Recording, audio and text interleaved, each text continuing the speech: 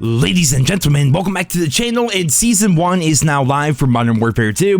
The focus of this video is going to be reviewing all the changes and all the content for the game, and whether or not these changes are actually good. Does Season 1 suck? Well, so far, it's actually not too bad. It's definitely improving upon the base game. I think it's safe to say that the base game felt a little bit lackluster at launch. We didn't have barracks, there was no stat tracking, there were no challenges. Basically, the only thing to do was to level up your guns and go for weapon camos, and we had like 10 maps to do that on if you don't count Invasion or Ground War. So the base game, I will say, felt good, but it was very bare bones, and honestly, over a little bit of time, it started to feel pretty lackluster, and I was just waiting for Season 1 so we actually have some more content. And now that Season 1 is live, we can finally level up again. We can go from levels 55 all the way up to 250, and every 50 levels is going to be considered a prestige. Now, this obviously is similar to what we had previously with the seasonal prestiges in other Call of Duty games, but what they're doing differently now is your rank is going to be your career rank. If you recall, maybe back in Vanguard or Cold War, maybe even the original Modern Warfare 2019, you could look at your seasonal rank, which was typically capped at 200, but then somewhere in the barracks, you could find your overall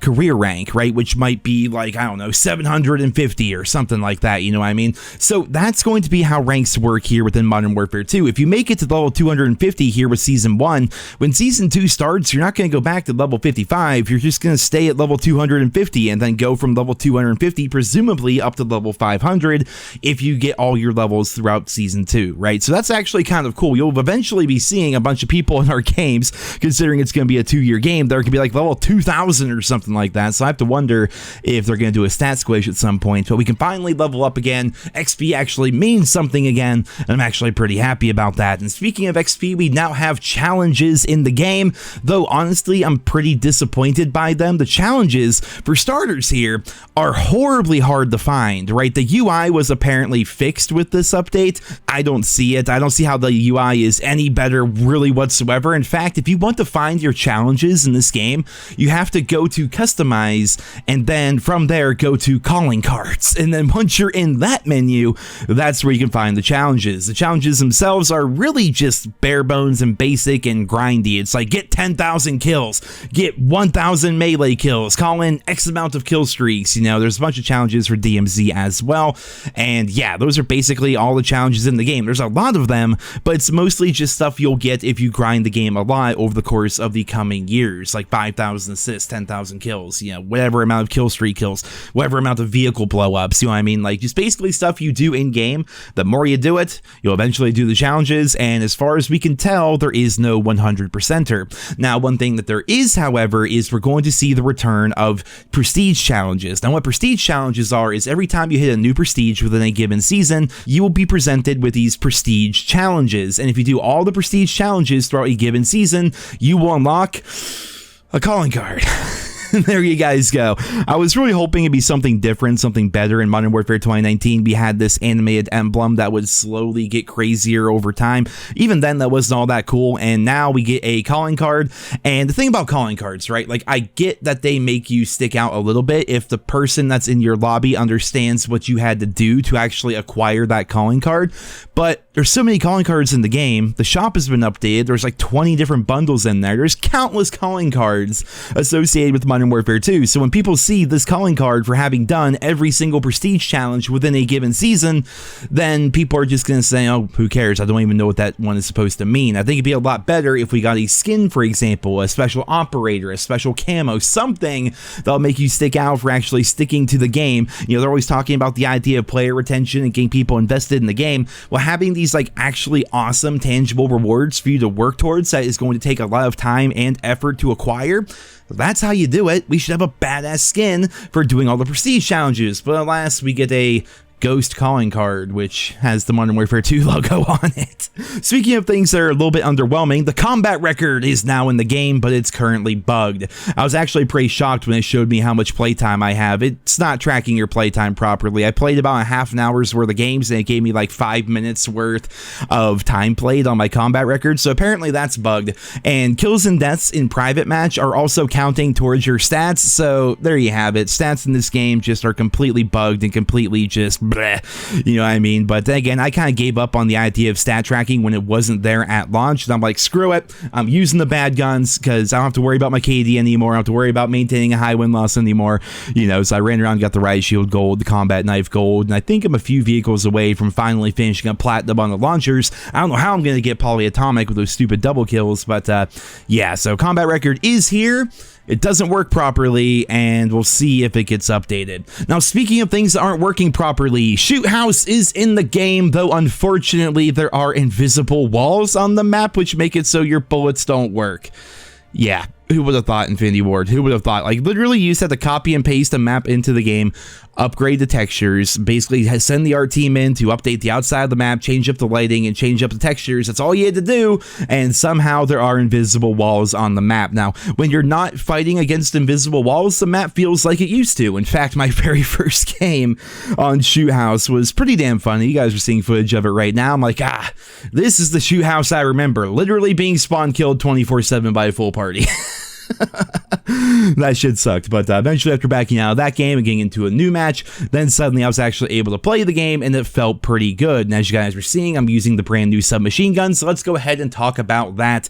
The Battle Pass is now live, and people were kind of confused as to how this is supposed to work. I always thought it was pretty simple, but this is basically the long and the short of how it works.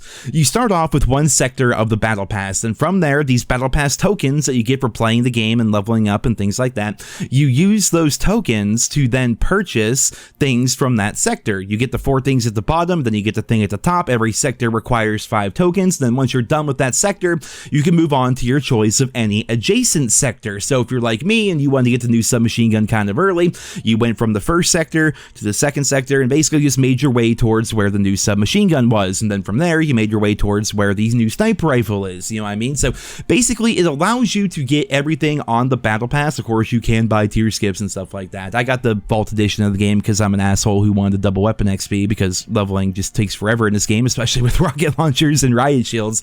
But if you do have the Vault Edition, you get 50 of those tokens. You can buy tokens if you would want to, but basically, if you play the game over time, you will be getting enough of those tokens to eventually unlock everything on the Battle Pass. But what's interesting is you're actually able to go the route that you want to get and get the stuff that you want a little bit faster. It's not like back in the day where you had to wait till tiers, what was it, like 15 and 31? I don't remember, for the DLC weapons. You can just go right for them now if you would like to, and I think it's actually a pretty good change. And I also think the new customization stuff that we find on the Battle Pass is actually really interesting. We have weapon screens, which are basically going to be like watches, but they're going to be on your gun. And it makes sense because while watches were pretty interesting when we had them in previous Call of Duty games, you know, they're on your character's wrist. You can barely see them, you know what I mean? Like, it's not really all that big of a deal. So now they're taking the functionality of those watches and putting them actually on your weapon. It does replace your weapon charm, but I think it looks pretty good. We also have things like the large decals, which add a bit more variety and a bit more customization to the weapons themselves. I think it's actually a pretty good change, and overall the Battle Pass is better than what we had previously. Now, moving along here, Tier 1 is now in the game. If you're somebody that's been waiting to play Hardcore here within Modern Warfare 2, well, Hardcore has been renamed to Tier 1, and yeah, so I've been saving my M16 to level up in there because I've seen how bad it was. I'm like, I am not using the M16 in core, and also leveling up your pistols. And, you know, if you have gold on the riot shield, for example, it's actually a massive pain in the ass. To get platinum on the riot shield, you have to get 2 kills within 10 seconds of each other 10 times.